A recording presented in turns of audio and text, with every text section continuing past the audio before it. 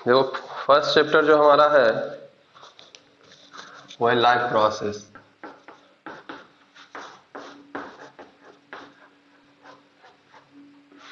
Life processes, किसको life processes बोलोगे भाई? लाइफ प्रोसेसेस किसको बोलते हैं हम? सबसे पहले लिविंग बीइंग और नॉन लिविंग बीइंग किसको बोलते हैं? किसी को आइडिया है किसको लिविंग बोलोगे? लिविंग किसको बोलोगे? क्या क्या करता होगा उसको लिविंग बोलोगे?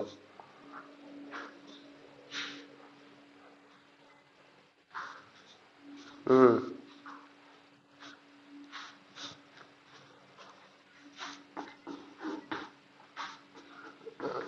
जिसमें ग्रोथ हो, है ना, मूवमेंट हो, क्या, जो न्यूट्रिशन लेता हो, न्यूट्रिशन मतलब भोजन, जो रिस्पायरेशन करता हो, क्या, यही है ना, जो एक्सक्रीशन करता हो, यानी जो भी खाया जो वेस्टेज है वो शरीर से बाहर भी निकालना चाहिए। तो बेसिकली ये सब ग्रोथ, मूवमेंट, न्यूट्रिशन जो ले रहा हो, रिस्पायरेशन जो कर रहा हो, एक्सक्रीशन जिसमें हो रहा हो, है ना, उस सब को हम क्या बोलेंगे? लिविंग बीइंग हुआ। और जिसमें ये सब नहीं होगा वो क्या है? नॉन लिविंग है। क्या इसका उल्टा क्या होगा? नॉन लिविंग होगा। जो ये सब नहीं करता होगा, ये सब जो नहीं करता होगा वो क्या है भाई? वो नॉन लिविंग थिंग है, मतलब लाइफ उसमें नहीं है। तो लाइफ प्रोसेसेस में हमें ये पढ़ना है बेसिकली कि लिविंग बीइंग्स को, मतलब जिंदा रहने के लिए जो जरूरी चीज है ना, वो क्या क्या है भाई? उसी 4-5 प्रोसेस के बारे में हमें यहाँ इस चैप्टर में पढ़ना है। तो उसको हम वन बाय वन देखेंगे, यानी कि necessary process required for living being. Living being के लिए जो जरूरी प्रोसेस है, उसके अगर वो सब नहीं हो तो वो क्या होगा? जिंदा नहीं रहेगा भाई, वो समाप्त हो जाएगा। तो वो सब प्रोसेस क्या कहलाएगा हमारा? लिविंग या लाइफ प्रोसेसेस कहलाएगा, जो लाइफ के लिए जरूरी है। तो इसमें सबसे पहले हमारा जो पढ़ना है, नाइन्थ में तुम ये सब पढ़ चुके होगे कि ऑर्गेनिज्म कितने, मतलब कोई यूनिसेलुलर होता है, कोई मल्टी सेलुलर होता है, ऐसा पढ़े हो कि नहीं? डाइवर्सिटी चैप्टर पढ़े होगे ना नाइन्थ में? पढ़े हो? डाइवर्सिटी नहीं पढ़े हो?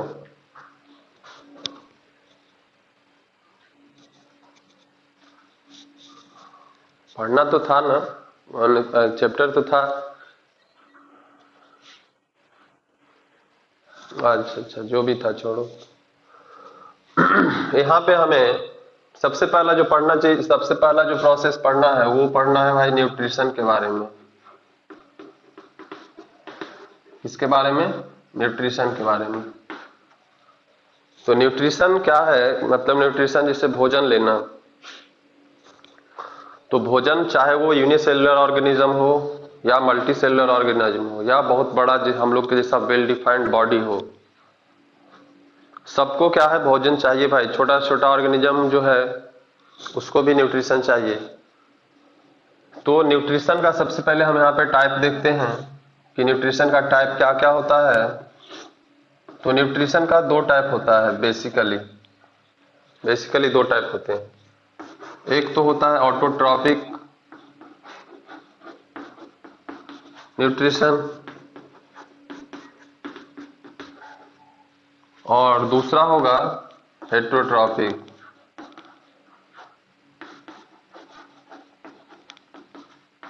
Heterotrophic nutrition. अब ऑटोट्रॉपिक न्यूट्रिशन में क्या होता होगा, हेट्रोट्रॉपिक न्यूट्रिशन में क्या होता होगा, बता सकते हो कोई क्या?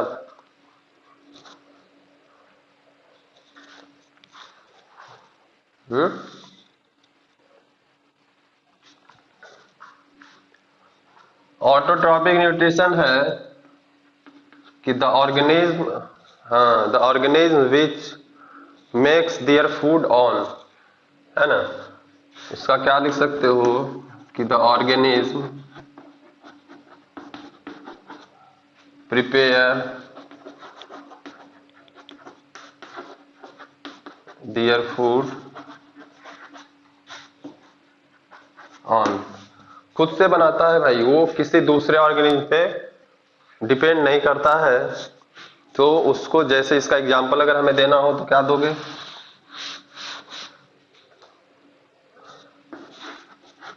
एग्जाम्पल अगर देना होगा तो प्लांट्स हैं। प्लांट्स को भोजन के लिए क्या होगा, किसी दूसरे ऑर्गेनिज्म पे डिपेंड नहीं करना होता है। क्या क्या उसको जरूरी होता है ऑटोट्रॉपिक न्यूट्रिशन में, ये पढ़े हो? इस पे चर्चा डिटेल में करेंगे बाद में। हेट्रोट्रॉपिक जो न्यूट्रिशन है,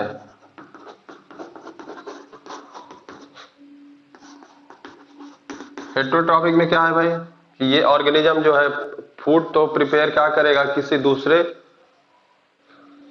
दूसरे ऑर्गेनिज्म पे डिपेंड करेगा वो अपने भोजन की जरूरत को पूरा करने के लिए। तो उस तरह का जो न्यूट्रिशन करेगा उसको क्या कहेंगे? Heterotrophic nutrition. मतलब the organism which depends on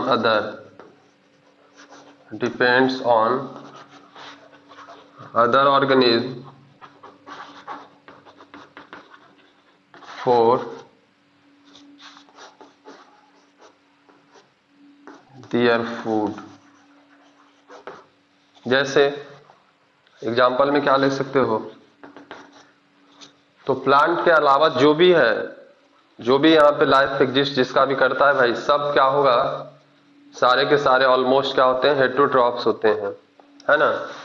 जो ऑटोट्रॉपिक न्यूट्रिशन शो करता है उसको बोलते हैं ऑटोट्रॉप्स। क्या बोलोगे? ऑटोट्रॉप्स। और जो हेट्रोट्रॉपिक न्यूट्रिशन शो करेगा उसको क्या बोलते हैं? हेट्रोट्रॉप्स। तो इसका एग्जांपल कुछ भी आप दे सकते हो प्लांट के अलावा, कोई भी, जैसे ह्यूमन बीइंग है या फिर एनिमल, जो भी, हम लोग भी एनिमल ही हैं, ठीक ना।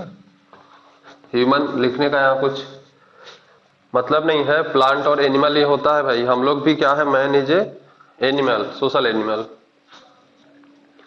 तो ये तो हमें अभी पता चला कि न्यूट्रिशन क्या होगा, दो तरीके का होगा, एक तो ऑटोट्रॉपिक होगा, दूसरा हेट्रोट्रॉपिक होगा। ऑटोट्रॉपिक में उसको किसी दूसरे ऑर्गेनिज्म की आवश्यकता नहीं होगी, वो खुद अपना भोजन बनाएगा, कुछ कुछ चीजों का मदद होगा, लेकिन किसी दूसरे ऑर्गेनिज्म पे वो डिपेंड नहीं करेगा। बट हेट्रोट्रॉपिक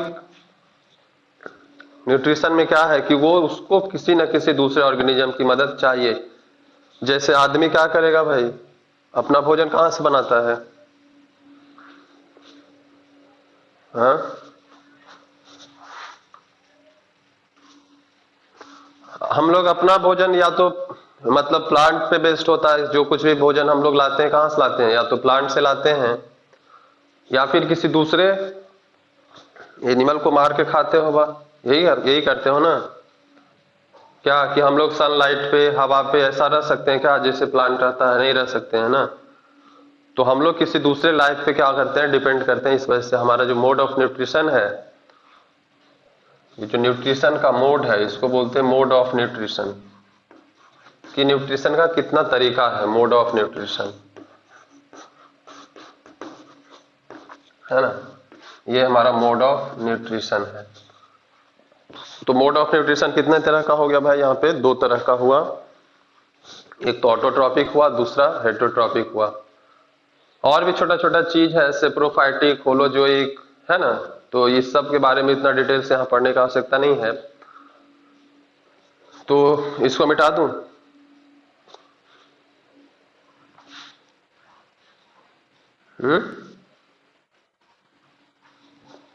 क्या रे, इसको मिटा दूं?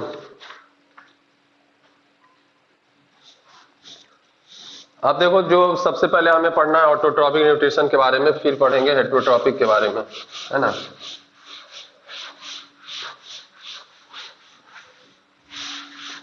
तो ऑटोट्रॉपिक न्यूट्रिशन का मतलब बेसिकली हमें किसके बारे में पढ़ना है भाई? ऑटोट्रॉपिक न्यूट्रिशन में हमें बेसिकली किसके बारे में पढ़ना है?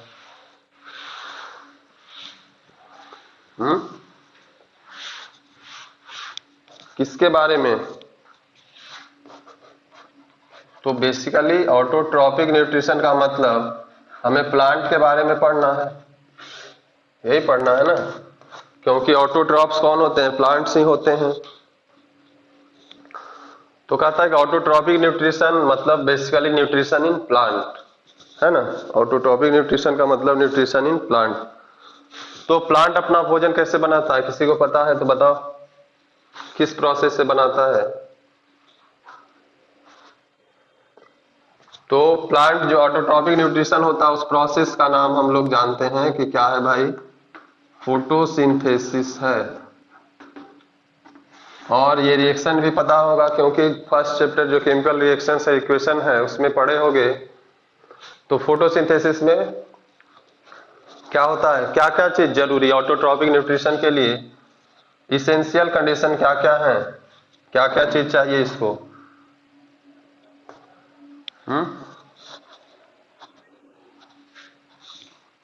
हाँ, कार्बन डाइऑक्साइड चाहिए, और क्या चाहिए भाई? वाटर चाहिए, और क्या चाहिए? सनलाइट, कि बिना सनलाइट का हो जाएगा? और चौथा चीज भी कुछ चाहिए, बता सकते हो क्या चाहिए? हाँ,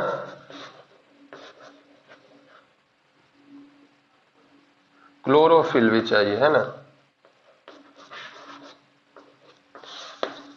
ये चार चीज हमें चाहिए, ये इसेंशियल है भाई, ऐसा होगा, ये सब रिक्वायरमेंट है, ये चारों के चारों होंगे तभी हमारा क्या होगा? ऑटोट्रॉपिक मोड ऑफ न्यूट्रिशन हो पाएगा। क्या कोई दिक्कत है?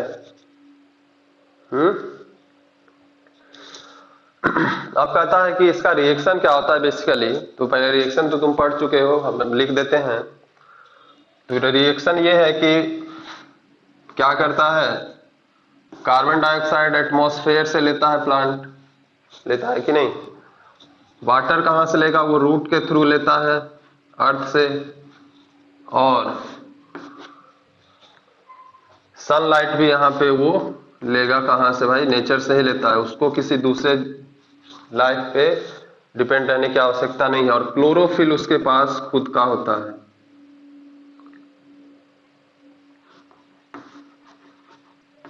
क्लोरोफिल उसका खुद का होता है, और ये जब सब मिल करके रिएक्शन बनाता है तो क्या बनता है भाई? क्या बनता होगा? तो C6H12O6 प्लस यहाँ पे ऑक्सीजन बनता है। क्या कोई दिक्कत है इसमें? क्या रे, तुम्हारे बुक में देखोगे तो इधर H2O है, उधर भी कुछ H2O डाल दिया है ना। तुम नहीं भी डालोगे तो चलेगा। बेसिकली क्या होगा, इधर 12 H2O कर दिया होगा, उधर 6 H2O कर देगा, तो 12 में 6 हटाओगे तो इधर सीधा सीधा 6 H2O लिख सकते हो। क्या कोई दिक्कत है? ये ग्लूकोज है, इसको लिख दें। एरो के ऊपर सनलाइट है, ये सनलाइट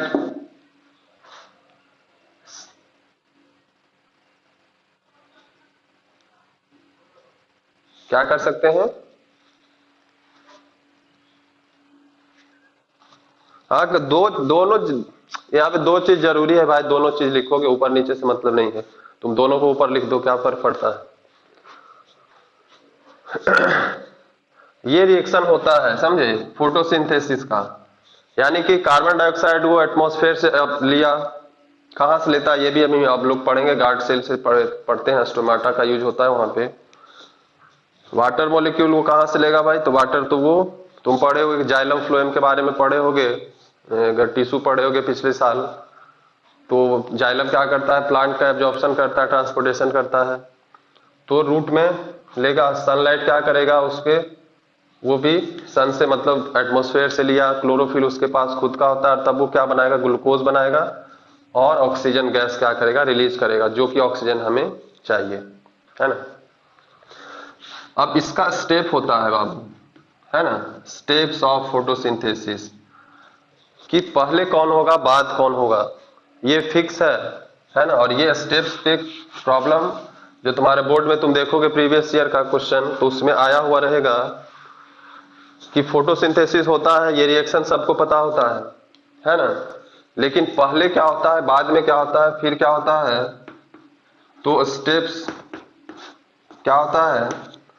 तो तुम अपने बुक को देखो, बुक पेज नंबर 96 खोलो, है बुक पास में, क्या रे बुक है कि नहीं है,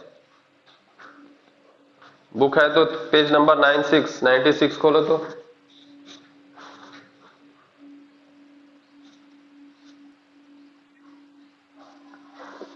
खोलो तो देखो ऊपर से ही रिएक्शन के जस्ट बाद जो दिया हुआ है कि वो जो 1 2 3 करके दिया हुआ है, तो पहला में क्या है, absorption of light energy by chlorophyll.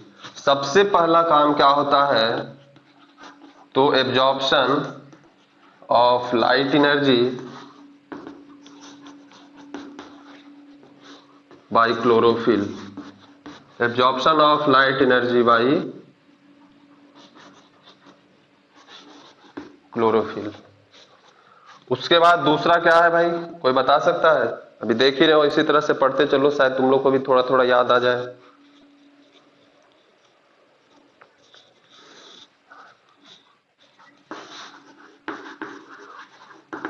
Conversion of light energy into chemical energy,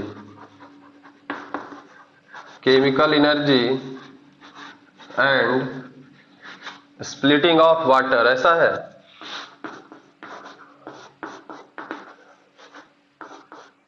splitting of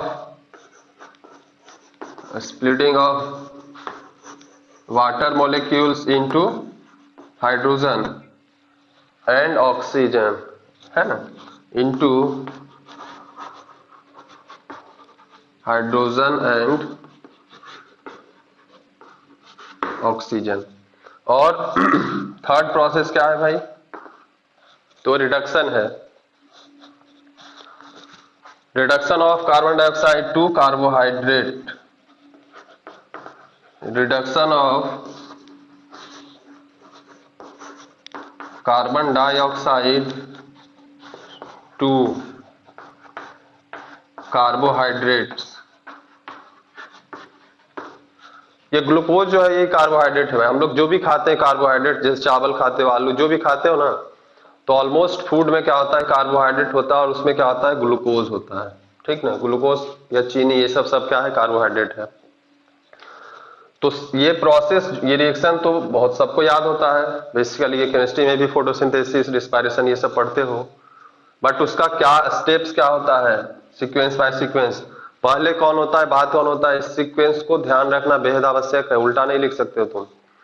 तो पहला क्या हुआ कि absorption of light energy by chlorophyll. तो सबसे पहले क्या होता है, सनलाइट बेसिकली जो क्लोरोफिल होता है उसके लिप्स में प्रेजेंट होते हैं। क्लोरोफिल कहाँ होता है प्लांट में, उसके लिप्स में ही होते हैं ना भाई, लिप्स में होते हैं। तो वहां पे लिप्स में जो क्लोरोफिल होगा, तो सनलाइट पहले क्या करेगा, सनलाइट को एब्जॉर्ब करेगा क्लोरोफिल, सनलाइट रख लिया अपने पास।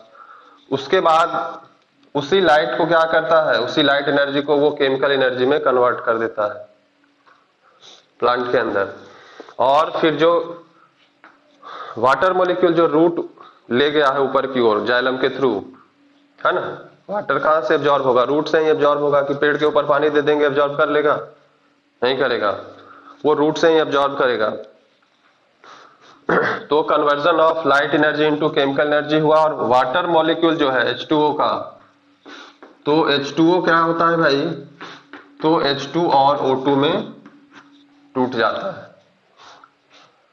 H2O का क्या होता है भाई, H2 और O2 में टूट जाता है।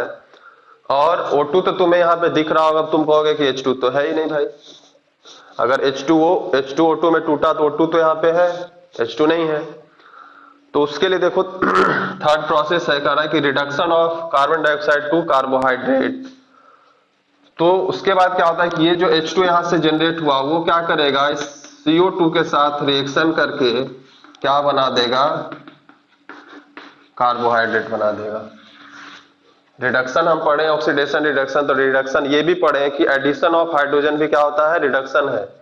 तो यहां से जो हाइड्रोजन हुआ वो बेसिकली क्या हुआ, कार्बन डाइऑक्साइड में ऐड होकर के वो चीज बनाता है। अब वो बैलेंस नहीं है तो बैलेंस करने की आवश्यकता है, इसके बैलेंसिंग पे हम नहीं जाते हैं। हम समझते हैं कि जो हाइड्रोजन बना उसका क्या हुआ भाई, तो वो इस कार्बन डाइऑक्साइड के जुड़ करके क्या बना देता है, ग्लूकोज बना देता है। क्या कोई दिक्कत है इसमें? हम्म।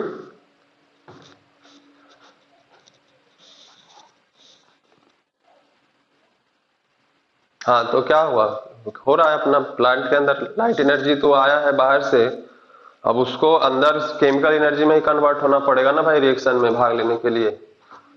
एक एनर्जी क्या है, एक फॉर्म से दूसरे फॉर्म में इंटर कन्वर्टिबल होता है ना। लाइट एनर्जी से हीट एनर्जी, हीट एनर्जी से लाइट एनर्जी, ऐसा हम लोग पढ़ते हैं, इलेक्ट्रिकल एनर्जी से लाइट एनर्जी।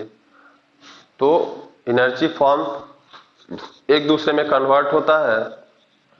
तो यहाँ पे कह रहा है कि लाइट एनर्जी, यहाँ पे चूंकि केमिकल रिएक्शन हो रहा है तो उसको ये जो एनर्जी है उसको केमिकल फॉर्म में चेंज होना चाहिए, तो वो केमिकल एनर्जी में कन्वर्ट होगा। क्या कोई दिक्कत है? जैसे हम लोग बैटरी को चार्ज करते हैं, तो बैटरी को चार्ज करोगे तो वहां पे क्या होता है, इलेक्ट्रिकल एनर्जी क्या होता है, केमिकल एनर्जी में वहां जाके स्टोर हो जाता है, तो वहां पे भी कन्वर्जन होता है। तो उसी तरह का कन्वर्जन यहाँ पे भी प्लांट में जो लाइट एनर्जी एब्जॉर्ब किया उसको क्या किया, वो केमिकल एनर्जी में कन्वर्ट करेगा। क्या कोई दिक्कत है इसमें? तो yes, reduction of carbon dioxide to carbohydrate, यही तो बताया, ये रिएक्शन तो लिख दिए हैं कि इससे जो स्प्लिटिंग ऑफ वाटर से हाइड्रोजन आया वो इस कार्बन डाइऑक्साइड के साथ एडिशन ऑफ हाइड्रोजन रिडक्शन कहलाता है ना भाई, तो बना वो। क्या, अरे रिडक्शन ऑक्सीडेशन पढ़ाए हैं कि नहीं पढ़ाए हैं? पीछे का भी तो पढ़ लिया करो कभी कभी। तो रिडक्शन है या तो लॉस ऑफ ऑक्सीजन है या गेन ऑफ हाइड्रोजन है, तो यहाँ पे गेन ऑफ हाइड्रोजन हो रहा है कि नहीं?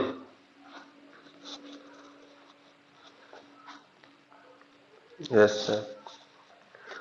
तो ये हमारा बेसिकली फोटोसिंथेसिस है। रिएक्शन क्या होता है ये याद रखना होगा, और इसका स्टेप्स तो बेहद याद रखना होगा भाई, उल्टा पुल्टा नहीं कर सकते हो इसको, है ना।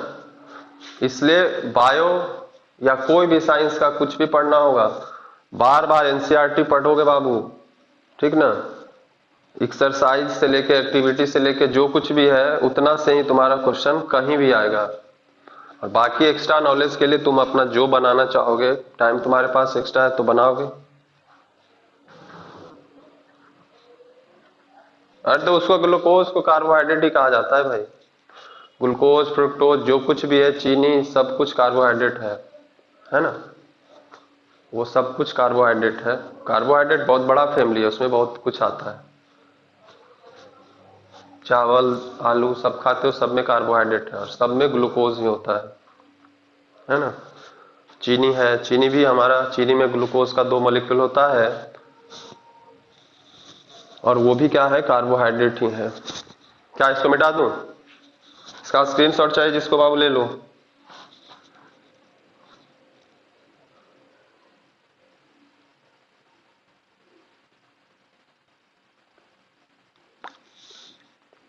क्या इसको मिटा दूं?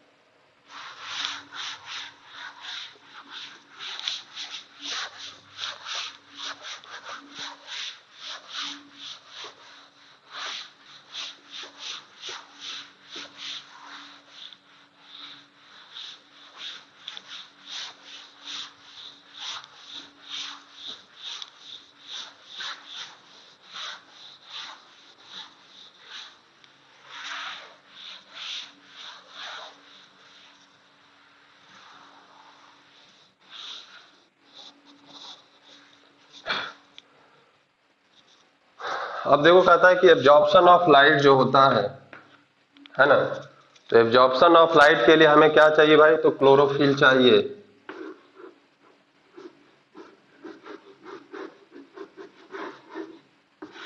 क्या क्लोरोफिल चाहिए कि नहीं कि बिना क्लोरोफिल का भी एब्जॉर्प्शन हो जाएगा लाइट का? उसके लिए उसके लिए एक एक्सपेरिमेंट दिया हुआ है तुम्हारे, अगर कभी स्कूल में जाओगे तो एक्सपेरिमेंट करवाया भी जाता है, ठीक ना, जो एक्टिविटी 6.1 दिया हुआ है।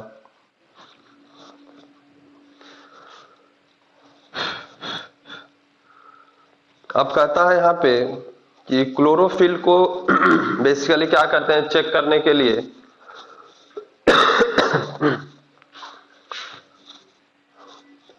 यहाँ पे देखोगे कि दो लीव्स लिए हुए हैं, लिया हुआ है कि नहीं?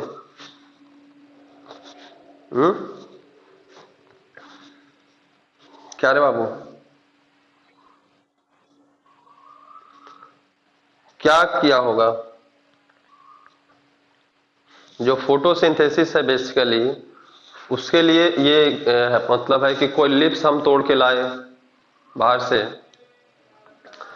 तो लिप्स में उस समय क्या होगा, क्लोरोफिल तो होगा, क्योंकि ग्रीन कलर क्लोरोफिल के वजह से ही होता है ना।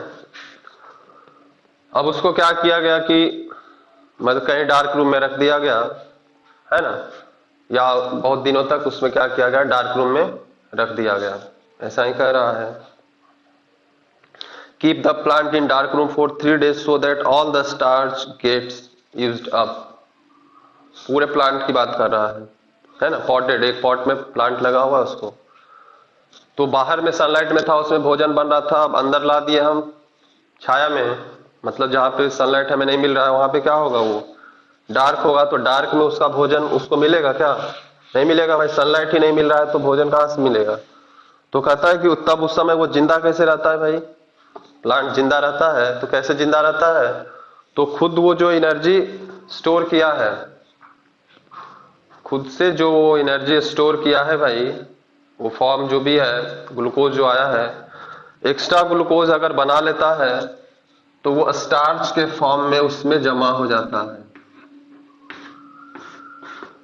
है ना। जैसे हमारे शरीर में हम जो भोजन करते हैं तो कुछ हमारे शरीर में भी जमा होता है, तो प्लांट में जो कार्बोहाइड्रेट जमा होता है उसको स्टार्च कहते हैं, और ह्यूमन बीइंग में जो जो कार्बोहाइड्रेट हम लोग खाते हैं एक्स्ट्रा जमा होते जाता है जो हमारे शरीर पे, उसको बोलते हैं ग्लाइकोजेन, है ना। क्या बोलते हैं भाई, ग्लाइकोजेन हमारे शरीर में स्टोर होता है। अभी हम प्लांट के बारे में पढ़ रहे हैं, तो प्लांट में किस फॉर्म में जमा होगा, तो स्टार्च के फॉर्म में। तो प्लांट के लीव्स हर जगह, स्टेम सब जगह जमा होता है। तो कहता है कि 2-3 दिन अगर उसको हम 2-3 दिन अगर उसको हम सनलाइट में नहीं रखे तो क्या हुआ, भोजन तो नया बन नहीं रहा है, तो जो पुराना भोजन उसका बना हुआ है उसी को क्या करेगा, वो यूज करेगा, है ना। और करते करते क्या हुआ, उसका पूरा का पूरा स्टार्च क्या हो गया, खत्म हो गया। अब कहता है pick a leaf from that plant, अब उस प्लांट से, जो पॉटेड प्लांट है जिसको हम 2-3 दिन छाया में रखे, उससे एक लीफ को तोड़ना है, and mark the green area in it and trace them on A sheet of paper. अब कह रहा है कि उसमें से आपको जहां जहां ग्रीन दिख रहा है उसमें पत्ता क्या होगा कि कुछ पीला हो जाएगा, हल्का पीला होगा। 2-3 दिन में अगर उसको भोजन नहीं मिलेगा तो क्या होगा, कुछ कुछ पीला होने लगेगा पत्ता, और कुछ कुछ धीरे धीरे पीला हो जाता, पूरा पीला हो जाता है, लेकिन 2-3 दिन बाद ही उठा लिया उसको, तो उसमें से कुछ कुछ पीला होगा पत्ता जैसे दिख रहा है तुम्हें, और कुछ जगह क्या होगा, हरा रह जाएगा। तो जहां पे हरा रह जाएगा वहां पे तुमको थोड़ा सा उस पत्ते को पेपर पे रख के देख लेना है भाई, अच्छा यहाँ पे हरा है, तो उसको डॉट कर दोगे या उस एरिया को मार्क कर दोगे। फिर कहता है कि deep the leaf in boiling water for a few minute. अब उस जो लीफ जो हम लिए तोड़े हैं उसको बॉइलिंग वाटर में डाल देंगे, उबलता हुआ पानी में कुछ देर के लिए। कहता है कि after this emerge it in a beaker containing alcohol. अब कहता है कि एक बीकर लेंगे, है ना, जिसमें क्या हो भाई, अल्कोहल। अल्कोहल समझते हो क्या, अल्कोहल समझता है?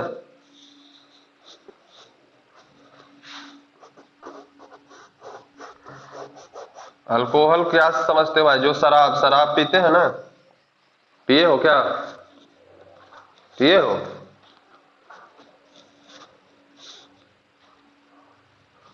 हाँ, तो अल्कोहल, शराब जो पीते हैं वो अल्कोहल ही रहता है, ठीक ना।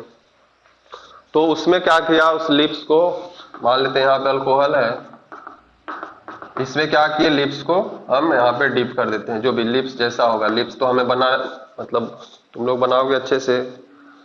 अब कहता है कि carefully place the above beaker in a water bath and heat them till the alcohol begins to boil। अब कहता है कि इसको क्या करेंगे भाई, हीट करना चालू करेंगे तब तक जब तक कि ये क्या होने लगे, बॉयल होने लगे, अल्कोहल बॉयल होने लगे। What happens to the color of leaf? What is the color of solution? Now dip the leaf in a dilute solution of iodine for few minutes। अब यहाँ पे क्या होगा कि जैसे ही अल्कोहल डालोगे ना भाई, तो जैसे ही अल्कोहल वहां पे डालोगे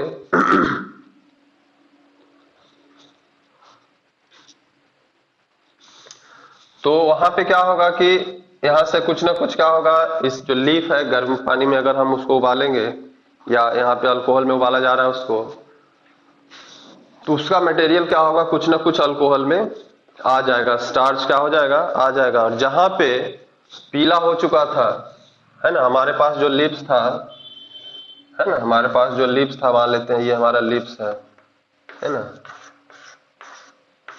तो इसमें मान लेते हैं ये ग्रीन स्पॉट है, ये ग्रीन स्पॉट है, कुछ कुछ ग्रीन स्पॉट है ना, बाकी कुछ येलो स्पॉट है। येलो स्पॉट वाला क्या होगा, और रेंज होकर के क्या होगा, उसका मटेरियल वाटर में मिल जाएगा। और ग्रीन वाला क्या होगा, ग्रीन वाला भी थोड़ा थोड़ा मटेरियल क्या होगा, बाहर जाएगा, क्लोरोफिल उसका क्या होगा, वहां से हट के बाहर जाने लगेगा जब हम उसको बॉयल करेंगे तब। अब उसके बाद कहता है कि ये बॉयल कर दिए, उसके बाद उस लीफ को बाहर निकालिए, है ना, लीफ को बाहर निकाल लिए भाई।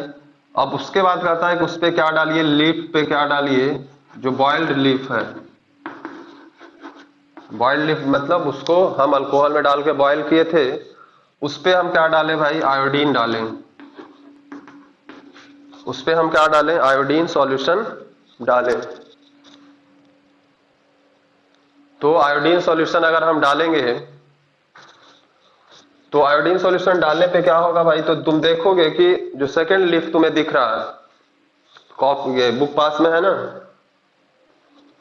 क्या रे, तो सेकंड लीफ जो तुम्हें दिख रहा है, तो आयोडीन जैसे ही डाले तो कहता है कि जहां जहां पे डार्क स्पॉट था, मतलब जहां जहां पे ग्रीन रह गया था, वही वही वाला पोर्शन क्या हुआ है, ये जो दूसरे कलर का हो गया है, कह रहा है कौन सा कलर इसको कह सकते हो, नीला कह सकते हो, नहीं, ब्लू हो गया है। लीफ पे जैसे ही आयोडीन डाले तो कहता है कि कुछ पार्ट उसका क्या हो गया, ब्लू इन कलर हो गया, नहीं। तो ब्लू कलर का हो जाने से क्या हो, कैसे, मतलब उसका क्या निष्कर्ष पहचानोगे भाई, तो निष्कर्ष ये होता है, एक रिएक्शन होता है कि अगर स्टार्च पे हम आयोडीन डालते हैं तब वो कलर कैसा देगा, तो ब्लू इन कलर होगा। ये घर में भी कर सकते हो, जैसे घर में कैसे कर सकते हो भाई, तो घर में नमक सबके पास होता है, आयोडाइज्ड साल्ट, क्या ऐसा होता है कि नहीं, अरे नमक, आयोडाइज्ड साल्ट, आयोडाइज्ड नमक होता है कि नहीं होता है, घर में होता है। तो वो तुम्हारा नमक का भी टेस्ट है, टेस्ट कर सकते हो कि भाई झूठ-मूठ का पैकेट पे आयोडाइज्ड साल्ट लिख दिया है या सच में आयोडीन उसमें है। तो कहता है कि स्टार्च कोई भी लो, स्टार्च किस में होगा, चावल में होगा ज्यादा मात्रा में, आलू सबसे बढ़िया आलू है, तो आलू को तुम क्या करो, उबाल लो, उबालने के बाद जैसे उसका मैश करते हैं ना, मैश करके खाने के लिए उसको कर दो, और उसमें क्या करो, तुम नमक मिलाते हो जो, तो नमक उस पे केवल ऊपर रख दो। अब नमक ऊपर रख दिए भाई, अगर उसमें आयोडीन होगा नमक में, तो तुम देखोगे कि थोड़ा देर में क्या होगा, उसका कलर कैसा होगा, ब्लू हो जाना चाहिए। अगर आयोडीन होगा तब की बात कर रहा हूं, नमक ओरिजिनल होगा, ओरिजिनल आयोडाइज्ड साल्ट होगा तब की बात कर रहा हूं, तो वो कैसा हो जाएगा, ब्लू कलर हो जाएगा। अगर नहीं हुआ, मतलब ब्लू का मतलब आयोडीन बहुत कम होता है, हल्का होगा, लेकिन कलर ऐसा चेंज होगा कि पता चल जाएगा। तो वो बताता है भाई, ये ब्लू कलर जो हो रहा है वो बता रहा है कि जिस जिस रीजन पे ग्रीन डॉट्स थे पहले से, वही रीजन क्या हुआ, ब्लू हुआ। यानी कि जो येलो हो चुका था बाहर ही, मतलब जब हम उसको कमरे के अंदर रखे थे, मतलब वहां का स्टार्च क्या हो गया था, वो प्लांट यूज कर लिया था। और जहां जहां पे ग्रीन बचा था, मतलब वहां का स्टार्च यूज करना बाकी रह गया था। तो वही वही रीजन क्या हुआ है, देखोगे लिप्स में दिखा रहा है कि वही वही रीजन क्या हुआ है, ब्लू हुआ है। क्या कोई दिक्कत है क्या रे बाबू?